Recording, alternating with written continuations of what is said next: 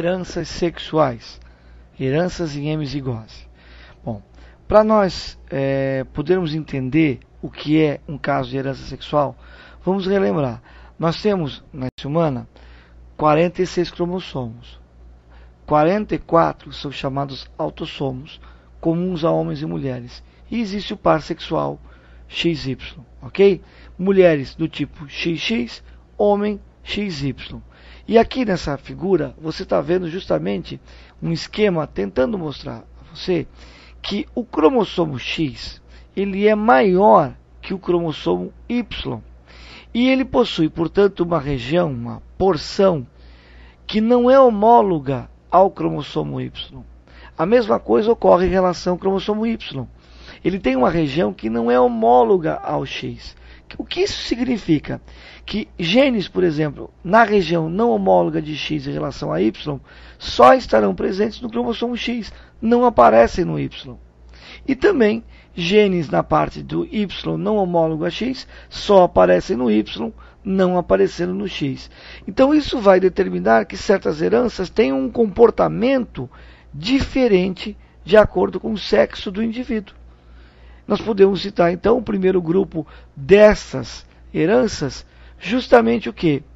Nós temos a herança genética conhecida como herança ligada ao sexo. O que é herança ligada ao sexo? Palavrinha ligada é a dica que você tem que sempre observar. Ele está dizendo para ti que o gene está na parte do X, não homóloga em Y. Portanto, esse gene só está no cromossomo X, não aparece no Y. Casos mais explorados que obedecem a esse critério são hemofilia, uma dificuldade na coagulação do sangue, devido à falta de proteínas do plasma, chamado fator 8, fator 9. Daltonismo, uma espécie, como alguns consideram, de cegueira para as cores, onde o indivíduo não consegue, no daltonismo clássico, diferenciar o tom vermelho do tom verde, da cor vermelha e cor verde. E distrofia, dentre elas a distrofia muscular e Duchenne, que é uma degeneração do músculo, aonde você vai tendo então a perda do movimento, uma paralisia progressiva que pode levar à morte. Essas heranças obedecem ao padrão de herança ligada ao sexo.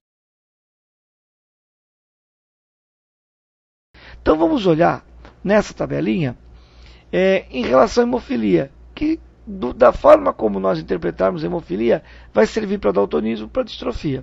Então, na hemofilia, vamos usar a letra H. O gene Hzão é o gene normal, que determina a produção das proteínas de coagulação, portanto, coagulação normal. O seu alelo Hzinho determina a não produção das proteínas, portanto, é o gene da hemofilia. Só que você tem que lembrar que ele está só no X. Então, por exemplo, uma mulher que seja XHzão, ela é uma mulher normal para a coagulação sanguínea.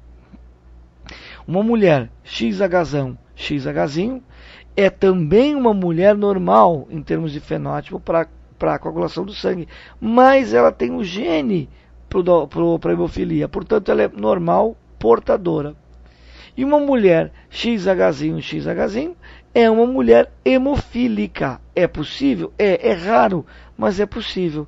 Mulher hemofílica, você tem que ter em dose dupla o gene, em homozigose. Agora, olha como muda o homem. O homem só tem um X.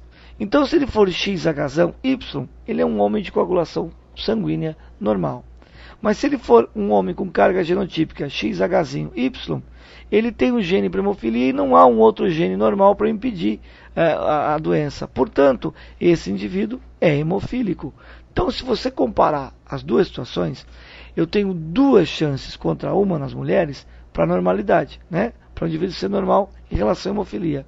No homem é meio a meio. Portanto, é muito mais fácil a hemofilia aparecer em homens do que em mulheres. Então, é mais comum em homens, que basta um gene, do que em mulheres. Outra coisa importante, o homem não é responsável pela produção de filhos homens com nenhuma dessas heranças ligadas ao sexo, porque o homem, para os seus filhos homens, transmite o cromossomo Y e não o X, e esses genes não estão no Y.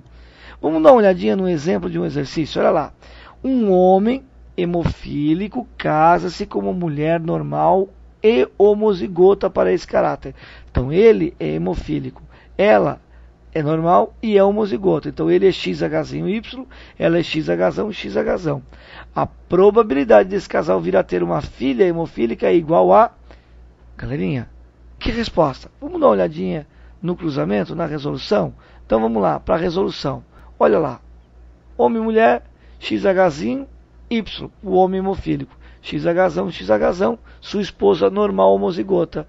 Ao realizar os cruzamentos, verificamos que não há a possibilidade de surgimento de uma menina com hemofilia. Lembrem-se que para que uma menina nasça hemofílica, o pai tem que ser hemofílico e a mãe tem que ser, no mínimo, portadora. Tem que ter um gene em cada para produzir uma filha hemofílica. Tranquilo? Beleza? Beleza, então.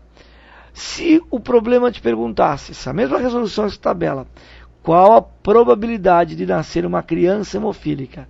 Como ele generalizou, você está vendo ali algum caso? Nesse caso, não há possibilidade de criança nenhuma hemofílica. Continua sendo 0, ok? E no daltonismo e na distrofia, a mesma coisa. Você vai ter o mesmo padrão de resolução, só trocando as letras ali. Você vai trocar H por D no caso do daltonismo e vai trocar por M no caso da distrofia muscular. E monta-se da mesma forma, resolve-se do mesmo jeito. Tranquilo? Beleza? Lembrem-se, olha lá. Se nasceu um menino hemofílico, se nasceu um menino daltônico, se nasceu um menino com distrofia, esse gene veio da mãe, porque o X que o menino apresenta é de origem materna. Tá? Tranquilo? Um outro grupo de heranças heterossômicas ou sexuais são as chamadas heranças restritas ao sexo. Dá uma olhadinha, tem umas imagens aí, né? Chama a atenção, orelhinha peluda. Pois é, o que é isso? Herança restrita ao sexo. Olha a palavra, restrita. Qual cromossomo sexual é restrito a um dos sexos? Somente o Y. Então eu estou afirmando que o gene em questão está apenas no cromossomo Y, não aparecendo no X, portanto não aparecendo em mulheres. Nós chamamos de genes holândricos, holos inteiro todo, andros masculino, portanto uma herança puramente masculina. Aqui é assim, se o pai tem, os filhos homens terão, não é que podem ter, terão a mesma herança. Casos muito citados, formação testicular, testículo em homens, né? Você sabia disso? Então olha lá, gene SRY, ele está no cromossomo Y, só aparecendo em homens. Ictiose, que é um tipo de queratose, né, uma alteração da produção de queratina na pele, ressecando, pele ressecada, racha, craquela. É discutível, a genética moderna discute se realmente isso é um padrão, porque existem outros padrões de queratose que não são relacionadas, não são heranças heterossômicas. Mas, classicamente, você encontra ainda em muitos livros de exercícios a ictiose como sendo uma herança holândrica. E também a hipertricose auricular, da mesma forma, né? Muitos ainda consideram, você encontra em muitos livros, a visão de que esse pelo excessivo na orelha é condicionado por um gene presente no cromossomo Y. Se o pai tem orelha piludona, o filho vai apresentar a orelha piludona. Tranquilo? Então aqui é bem simples. Se o pai tem um gene, filhos homens terão herança, as mulheres não. Para finalizar esse bloco, nós temos as chamadas heranças influenciadas pelo sexo. Agora, muito cuidado. A herança influenciada, os genes não estão nos cromossomos sexuais. Eles são autossômicos, mas eles sofrem efeito de hormônios. O exemplo mais citado é o padrão de calvície clássica genética, onde o gene aparece tanto em homens como em mulheres, mas ele responde à taxa de testosterona. Quanto mais testosterona, maior é a expressividade do gene. Então olha o que acontece. Vamos montar essa tabelinha que apareceu na tua tela. Genótipos, né? Cesão. Portanto, gene para calvície, cesão. Gene dominante no homem, olha lá. Fenótipos. O homem cesão é um homem calvo. A mulher cesão também será uma mulher que vai manifestar calvície. Agora, na heterozigose, cezinho. o homem continua manifestando a calvície, enquanto a mulher não manifesta mais. Por quê? Porque ela tem menos testosterona. Apenas um gene para calvície não tem expressividade suficiente pela baixa taxa hormonal de testosterona da mulher para provocar nela a calvície. Então a mulher normal, sem calvície. E se for o Czinho, nem o homem nem a mulher são calvos. Então, se a gente analisar bem a situação, eu posso dizer que esse gene, para os homens, se comporta como um gene dominante, mas para as mulheres ele se comporta como recessivo, porque ele só se manifesta em dose dupla. Tranquilo? Beleza?